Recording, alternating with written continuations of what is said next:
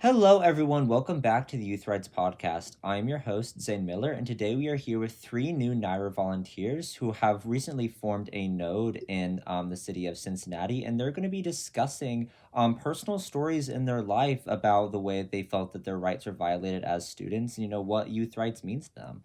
Do you want to go ahead and introduce yourselves? Okay, so hi, I'm Wyatt. I live in Cincinnati, and I think what really got me into youth rights was just my history and everything. I think it's similar for a lot of other people. I'm happy to be starting a node, and I'll be glad to meet new people and have some impact on the world. I'm Coleman. I'm 15. I'm from Cincinnati. Well, I'm from Hamilton, but I go to a Cincinnati school. And what got me into youth rights is like my history and what happened at each school that I've had. My name is Gabe, and I'm from it's New York. It's specifically Middletown.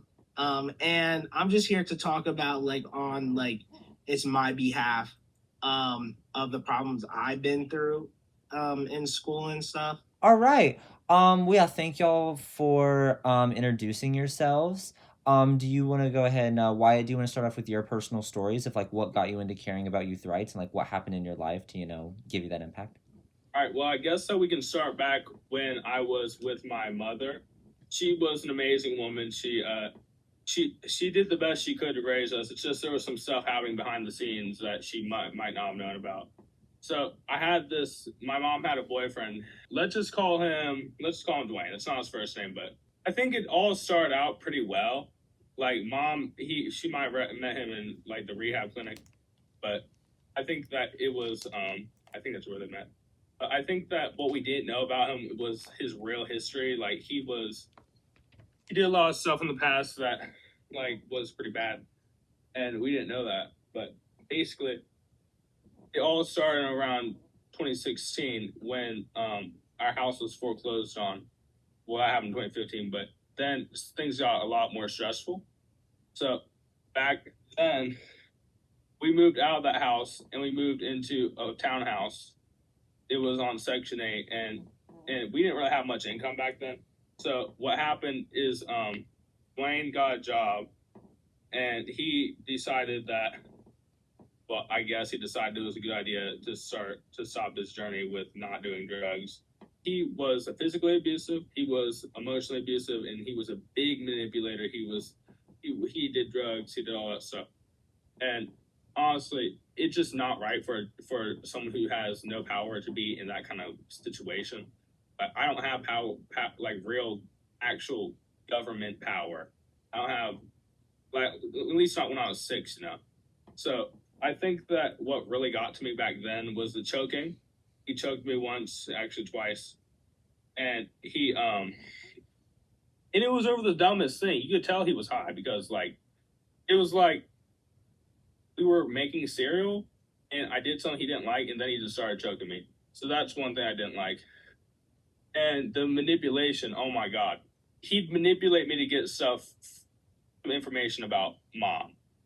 He would manipulate me so that he'd know her location, or what she was doing, just where she lived.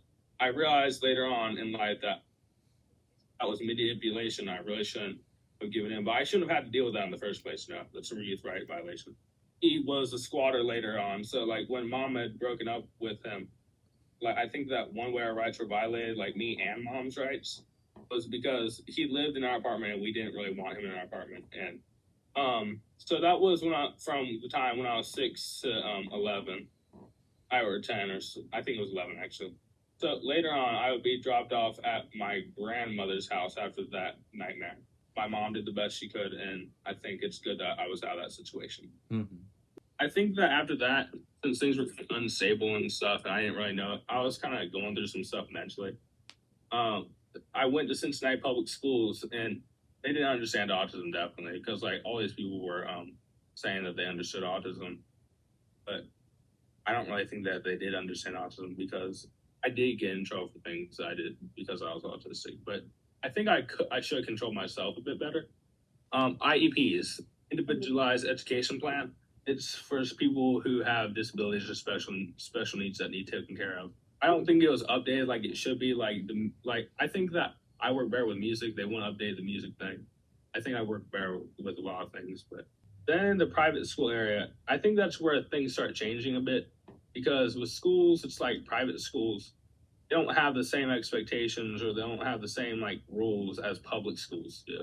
Like I remember this one time I had done something that they saw as bad. Like I did, and I was punished. But I wasn't allowed to like explain why I did that certain thing. Mm-hmm. So that was kind of messed up of them, because I think that if you're going to punish me, you should at least know why I did something. Do you want to talk about what it is? There was this like homophobic kid, and I wrote this word on his thing. I wrote the word gay in order to make him mad. I feel like I shouldn't have done that because that was just like not the right thing to do, Mm-hmm. So I wrote the word gay on his thing because he was homophobic. I wanted to offend him, but in the end, the teachers didn't like it, even though he had literally called me the F slur before, and he'd call me the F slur, and he did all kinds of stuff like that. So I think that really what I was trying to do was trying to take that matter in my own hands because they're not doing it themselves. Yeah. I have a friend who has reported the bullying by him 3-4 times, and it's never been taken it's never been reported to the higher ups. They haven't done anything about it. So I think that because the school isn't held to the same standards, it can kind of go wonky or weird. But do you feel like they took a stronger like action against you for writing gay on the name tag than for him for actually exhibiting homophobic behavior? Yes. Well, yeah. See, that's what I'm saying. Like with what you're saying about how private schools may not be entirely consistent with that type of stuff because they're not held to the same standards. That's definitely is a big issue that they can have there, and treating one person a lot like stricter than they do to other people. That can be definitely a thing depending on the behavior because it's very subjective.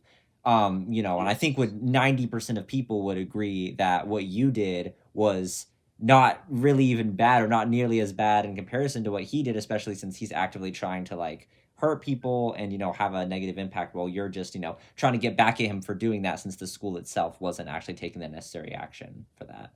Yeah, and I forgot to talk about something. I think that like I've been working on this one bill. Like I've been trying to stop it from passing, House Bill 190 in Ohio. It's the Given Name Act. I don't know if y'all have heard of it, but it's basically what goes on in it. If a kid changes pronouns or a child changes their pronouns in school or they're given a preferred name in school, they notify the parents. Mm-hmm. That reminded me, when I was actually coming out of the closet as gay, my stepfather, he's a pretty homophobic guy, our mom's boyfriend. So he actually threatened he said he'd beat my butt.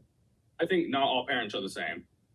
Because I think some will accept their kid unconditionally. They'll love their kid unconditionally. And other ones just aren't the same. They don't love their kid like unconditionally. It's conditional. Mm-hmm. If you do this, I'll give you love. If you don't, I won't. So, like, I didn't come out then, but I'm glad I'm out of that situation. It just kind of reminded me of that.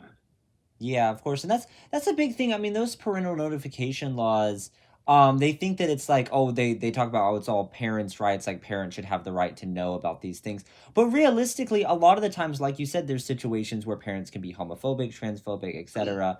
And then if the parents actually find out about these things, they could, punish the kid, even physically assault them, stuff like that. There's been lots of cases where kids have been beaten, threatened to be beaten, like in your situation where you got threatened over stuff like that. And, that's a very common thing that has been around because of the fact that these parents like institute these very strong moral beliefs under their kids that it's like you have to be exactly the way I want you. You're not allowed to differ from that. You're not allowed to be something different.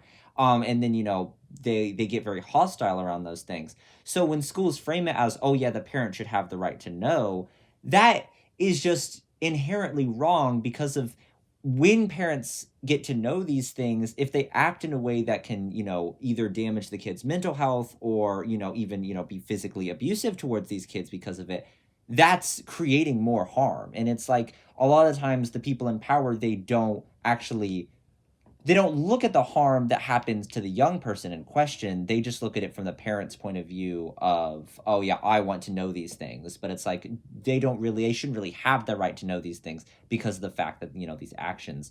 And especially if a kid is growing up in a homophobic home, a lot of the times the only place that they're safe, being like out of the closet is, around their friends and around people that they're comfortable with, which is usually their friends, which is usually at school. So if you take away, it makes it to where if they can't even act like that, if they can't even like be safe and be comfortable with that around their friends without the threat of like, oh, maybe a teacher or administrator like reports it and then their parents had to find out about it, then they have no place where they could be safe around it. Like that's definitely a big issue, and that's why I'm very not a fan of those parental notification laws. My experience is with the school is it was free time and we were all outside, just I was sitting down and so my friend, well, two of my friends, and basically this guy, he was just being rude, just like saying stuff like telling me to shut up, like curse words and all this. And like throughout the whole school year, it's that student was there, he would just be saying random stuff about me and all that. And like and it got to the point where my other friend, um he got mad and then he got into like a physical with him. It's my friend didn't even hit him in the first place. Actually, the boy, he hit my friend first. Mm-hmm. That's how the whole thing started, and literally on the cameras it showed it because I was there and I seen it myself. Mm-hmm. So I know that it wasn't no lie. He hit my friend first. Yeah.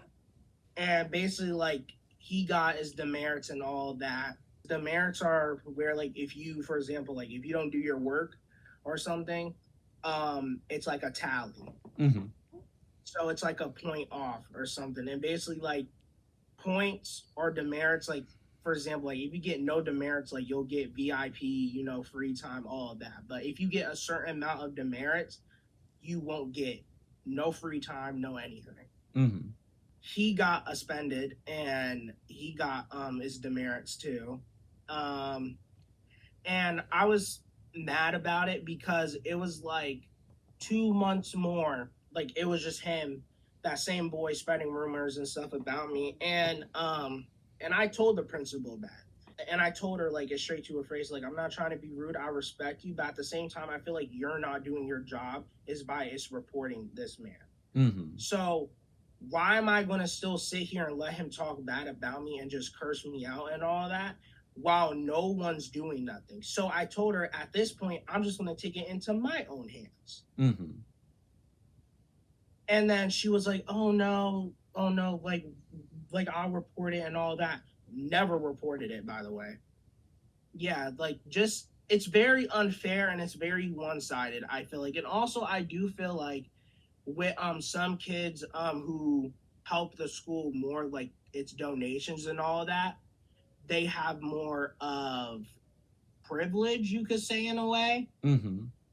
They can do more than other students and get away with it. And do you feel like the teachers are less harsh with the consequences on those students? Yes. Do you have like an incident of like, when someone who was maybe who gave more of the donations, when you feel like they were punished less harshly for something that maybe you would have been punished more harsher for? Back to my old friend who was the one who had the altercation. Me and him had a downfall. Mm-hmm. He was threatening me and the whole school, like a gun and all that. Mm-hmm. And I knew his address and I called the cops on him because like you're threatening my life and the whole schools. Yeah. So why would I not call the cops on you if I know your address? Mm-hmm. So I did that, and then the school made it so it's the next day I went in. They sat down with me and they told me, hey, like, don't be around him anymore and all that, and just like calling the cops and just like giving false information is just illegal and all that. I wasn't giving false information. He literally said that. And also I did show the text messages to them. Mm-hmm. And they were like still just like not even bothered And with it. you felt like they didn't take it seriously because, No, he at was. all. Mm-hmm. Do you think it's because of No, like that, because of the privilege that he had, because like the donations and stuff like that? yes. Yeah, it does seem very, very unfair, especially with something that serious. Because even if that didn't end up happening, with like him going through with a threat, that's something that you got to take serious regardless. Because if that something ended up happening with that, you can't let that slide. So that's definitely something that schools need to take serious regardless of who it is. Teachers is what they do is they let things happen until it goes really bad Mm-hmm. to where it's kind of no fixing it. Yeah, for sure. That's kind of something similar to what you brought up with like the fight incident. A lot of schools do these things where they put in like zero tolerance policies where it's like, okay, if there's any amount of like altercation or physical violence, any of that, both people get punished regardless of the impact that they had on the incident. But, there's a lot of situations where, if someone hits you first, I feel like it's a very reasonable thing for you to just hit them back. Like that's just, at that point, you're defending yourself. But, a lot of schools will see that and they'll just be like, okay, here are two people getting in a fight. They're both the problem. Let's punish them both equally. And I feel like that's definitely a very unfair way that schools will handle it with these zero tolerance policies because they don't actually look into the nuance and the intricacies of who started it, who is provoking the situation, who turned it from just a verbal disagreement to like a physical fight, and then who started it, and because then a lot of it comes down to like self defense and stuff like that. So if you punish someone who's defending themselves, it's very unfair of a way for teachers to treat that situation. Definitely sounds like that's what was occurring at your school. I feel like a lot of kids at school don't have a voice at all. Yeah. Coleman, do you want to move on to your stories? Sure. There was just like a lot of people that wouldn't understand me because I feel like I think I was the only autistic kid there. Mm-hmm. Most sure I was because they didn't know how to treat me. They would try to give me prizes if I did something good, but that's just not something how you would handle me. That's just not me. I didn't have the right support I needed for me to like function properly and be a normal student. Mm-hmm. I also feel like we have a student council. I would be president and I'd have to speak up for stuff, and they wouldn't like. They felt like I was being treated like if you're president, I feel like you're supposed to be treated more like a higher up instead of like a lower down. Mm-hmm. I just felt like I was being treated wrong because in this situation, I would have to do a bunch of different things, but then they wouldn't let me speak up for what I would want to change in the school. What would be the things that they wouldn't let you speak up about? Yeah, it's like different rules and situations. Like, I feel like that we should have more of like a vote in our school for stuff Mm-hmm. instead of the teachers just doing it. And they wouldn't let me speak up for it. They would just be like, no, or they'll be like, I'll go talk to a principal about it. I don't feel like they ever did though, because they wouldn't ever get back to me if they said no or yes. They would have a group meeting about something different that happened. They wouldn't tell me and then tell everyone else. They would tell everyone else about a different situation, not about what I asked to be said. I like the student council thing that you mentioned because that's interesting because it's like, schools do these student councils because I feel like it's a way for, students to kind of have a voice in their education, a voice in the school environment. But at the same time, it's like if you're completely ignoring like what the students actually want, or especially, the president of the student council, if you're just ignoring that and you're not, putting any thought into it, it's like, what's the point of having a student council? It's like, it kind of feels like they're doing it more like performatively rather than actually taking into consideration what the students actually want out of it, which is interesting to bring that up because I feel like a lot of times schools do that where they actually just act like they're going to care about the youth voices, but they actually tend to not do that in practice. So thought that was interesting. One thing I brought up with my mom about the school is there's this one situation where I would start to get more trusted in the school. Mm-hmm. And I feel like when you're more trusted, they stop caring about you. Like, Because there's this one teacher, math teacher, I was in middle school at the time. They would start being rude to me, and ever since then, I've been treated unfairly through middle school and high school. I'm in ninth grade. That was about seventh grade. That was actually the first year I was there. Mm-hmm. They would just be rude to me, and they would say like rude things, and they wouldn't say rude things to my face, but they would talk behind people's back and say the stuff. Yeah. Like for example, it was this year. They actually said like they made a joke on the walkie-talkie, and I heard it. They made a joke about me about being president and how I can do higher up things. They think they're making jokes about how I feel like I'm in more control, and I don't feel that way. They would make jokes, and you know how schools you cannot smoke on like the property. Yeah. There's teachers there have smoked and done certain things that they tell us kids not to do, even though they're going to do it on school property and we can see them. Yeah. Wyatt, do you want to go back to any of your stories? Anything else on your list that you want to go over? Yeah, I think that not being able to vote is just kind of a rights violation for everyone. We all know that. Mm-hmm. But I think that, there's this guy, Vivek Ramaswamy, I think you guys have, but he's running for governor of Ohio. And he wants, I think that I heard somewhere that he wanted to raise the voting age to 25. I don't think that'll happen, but I think that's what he wants. Yeah, we've posted blogs about him on our website before. Yeah. And I think that, I read that blog. It was about the I think, when there's a growing movement of people who want to lower the voting age to 16 or whatnot, I think that you should more look into that rather than look into more raising the voting age. And I'm like, so I think that lowering the voting age to taxpayer age, like you can pay tax at 16 and a lot of teens work at 16, I think that's a great idea. Mm-hmm. So that's just one way. I think that not being able to vote and not having a say is a way that we're not really being represented. Yeah, I mean, that's a big thing for sure because, a lot of people talk about, like, oh, yeah, people, like, young people aren't mature enough to vote and stuff like that.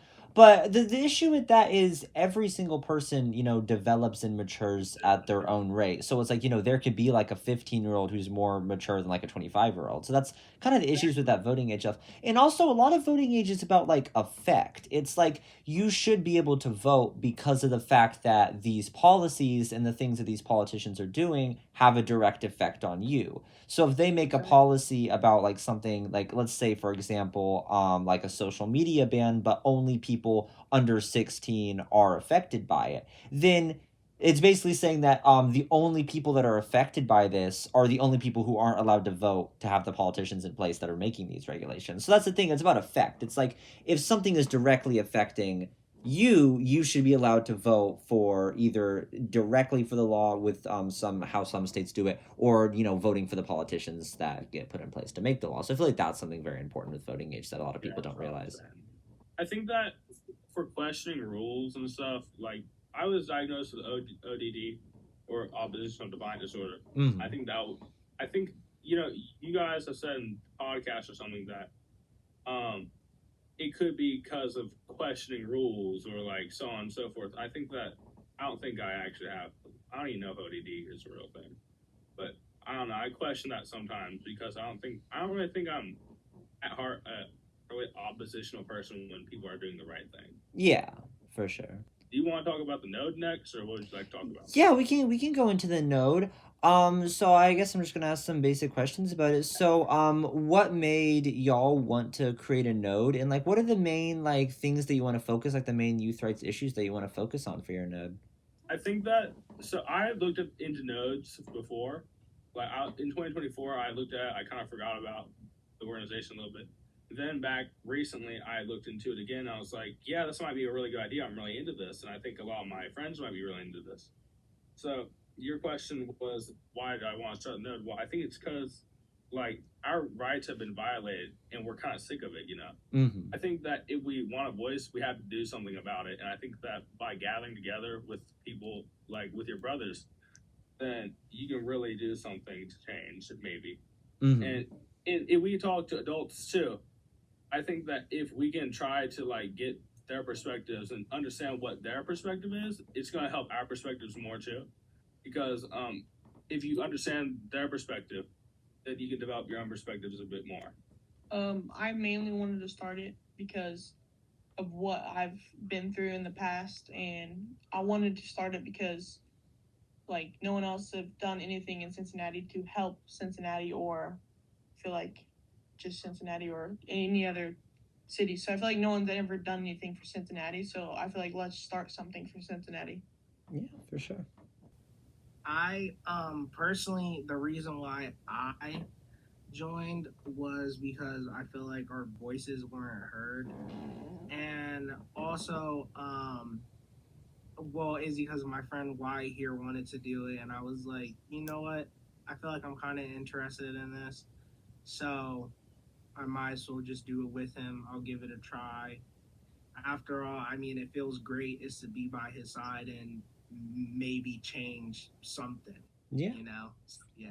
For sure. But yeah, back to your questions about the notes. So what do you feel like would be like the main like youth rights issues that y'all want to focus on, that y'all are the most passionate about advocating around? So I think that the main issues with the node do highly depend on like what everyone wants to do. Because if somebody doesn't find something important, they're not going to really work on it. So I think that it's the more people you have wanting to do something, the more powerful it's going to be. Yeah. I think that I should add on that the issues I find important right now, like that doesn't really matter as much as what everyone as a total wants to do. But I think that lowering the voting age to 16 definitely is a big issue, because I think that if we want to do anything, we're going to be more powerful. People under 16 can vote. Yeah. Just because someone's older and they've had more experience doesn't mean they should have more say. So say like, you know what I'm trying to get to? Mm-hmm. You feel like young people should be taken seriously regardless of their age. Yeah. Yeah, that's true. Yeah, that's very important, especially like legal systems and school systems, stuff like that. It's very important to make sure that young people are taken seriously, and that they're not like looked down upon just because of being young. Also, what advocacy we're going to do kind of depends on also what the issue is. But I think what we should really get down is that we don't want to lick the shoes of politicians or people who really just don't take us seriously. Yeah. We want to point out what's wrong with our bureaucracy, and we want to point out what's wrong with all the stuff that's going on. We don't want to just like act like everything's okay, Mm-hmm. Does anybody else have anything specific you want to add about the node, about like what your goals are, or about like issues that you're personally wanting to focus on, or do you think we've covered everything? Yeah, well, right now I'm trying to stop House Bill 190 from passing because I don't think it's a very good bill. Mm-hmm. I think that if you're trying to come out of the closet or you're trying to change something about you, you should be able to do so at your own pace. You shouldn't have to have everyone involved immediately. Yeah. So House Bill 190, I'm going to contact the congressional people involved. I really want some stuff changed. Sounds good. That's a good place to start, and that's something that I know we're all very passionate about, is stopping those types of unfair policies. Thank you everyone for coming on. I really hope that this Cincinnati note, where I definitely feel like I got high hopes for stuff that we're going to be working on, and we're really going to try to make a difference. Thank you for everyone for sharing your stories and talking about how youth rights, if those types of issues have personally affected you. Any other like last message that y'all want to leave off on? Youth rights matter. It's definitely a good message to leave off on. All right, well, thank you all for your time, and we'll see everyone in the next episode. Bye-bye.